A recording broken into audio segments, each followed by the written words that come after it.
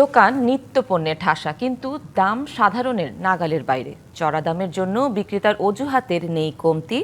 আমদানিকারক, সরবরাহকারী, পাইকারি বিক্রেতা থেকে খুচরা বিক্রেতা পর্যন্ত নানামুখী সিন্ডিকেটের কষাঘাতে পিষ্ট অসহায় ভোক্তা। সরকার আসে, সরকার যায়, কিন্তু সিন্ডিকেট ভাঙার হুঁশিয়ারি থেকে যায় কেবল দায়িত্বশীলদের বুলিতেই।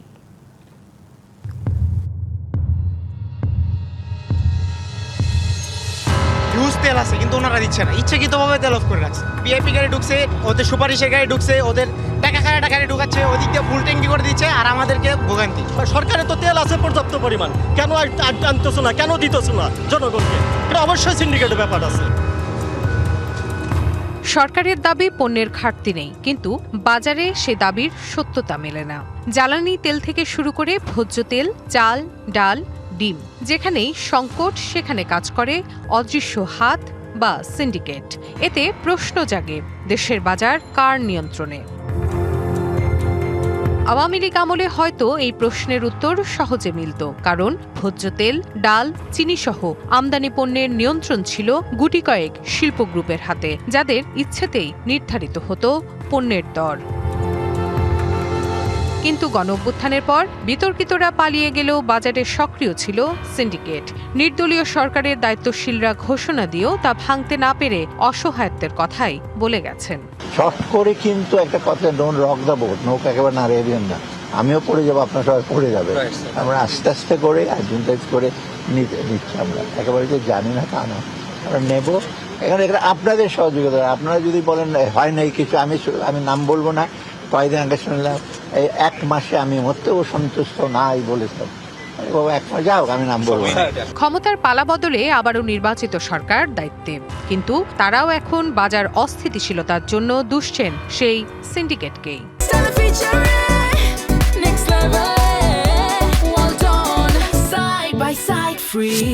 কোন সিন্ডিকেটের অধীনে বাজার নিয়ন্ত্রিত হয়, এই কথা, এই স্মৃতি বাংলাদেশ থেকে ইনশাআল্লাহ আমরা বিদায় দেব। বাণিজ্য মন্ত্রীর এমন হুঁশিয়ারি আদতেও কি বাস্তবায়ন সম্ভব?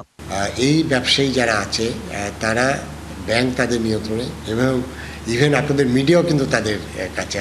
আপনি দেখবেন যে প্রত্যেকটা মিডিয়ার মালিক কিন্তু এরকম কর্পোরেট গ্রুপ। এই 4-5টা কোম্পানি যখন এটা তাদের হাতে চলে যায়, তখন এরা কিন্তু সেই বাজারটাকে নিয়ন্ত্রণ করতে পারে। এবং আমাদের প্রাইভেট সেক্টর কিন্তু টোটাল আমার জিডিপির তাদের কন্ট্রিবিউশন কিন্তু 82%। আর টিআইবির নির্বাহী পরিচালক জানান, কেবল কথার ফুলঝুরিতে বাজার সিন্ডিকেট ভাঙা সম্ভব না। সিন্ডিকেটের যে প্রভাব, সেটা নিয়ন্ত্রণের মূল দায়িত্ব যাদের উপরে, তারাই তাদের ভূমিকাটা পালন করতে ব্যর্থতার পরিচয় দেয় ধারাবাহিকভাবে। আর অতীতেও তাই হয়েছে, এবং এখনো পর্যন্ত আমরা তাই দেখতে পাচ্ছি। তার একটা অন্যতম কারণ হচ্ছে যারা সিন্ডিকেটের মূল হোতা, তারা খুব প্রভাবশালী।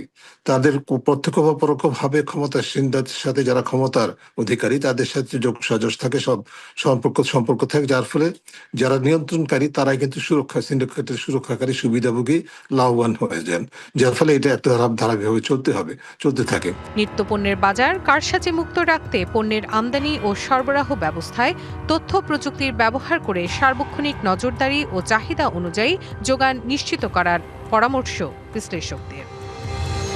Rifat Hossain, DBC news, Dhaka.